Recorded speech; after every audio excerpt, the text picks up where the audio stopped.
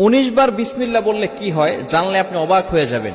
বিসমিল্লাহ মানে আল্লাহর নামে আমি শুরু করছি।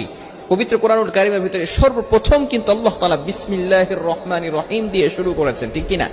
বিসমিল্লাহির রহমানির রহিমের ভিতরে অনেক ফজিলত রয়েছে। 19 বার পড়লে এর গুরুত্বপূর্ণ একটি ফজিলত রয়েছে। ওমর রাদিয়াল্লাহু তাআলা আনহুর যুগে রোম সম্রাট একবার ওমর রাদিয়াল্লাহু তাআলা আনহুর কাছে এসে হাজির হলেন। বললেন, ইয়া আমিরুল মুমিনিন খলিফাতুল মুসলিমিন, আমার মাথায় প্রচন্ড ব্যথা।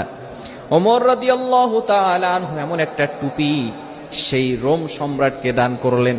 সেই টুপিটা যখন মাথায় দেয় সাথে সাথে মাথার ব্যথা ভালো হয়ে যায়। সুবহানাল্লাহ, বাসায় গিয়ে সাথে সাথে মাথার ব্যথা কি হয়ে যায়? ভালো হয়ে যায়। আবার যখন সেই মাথার টুপিটা খুলে ফেলে আবার তার মাথা ব্যথা হালকা হালকা শুরু হয়।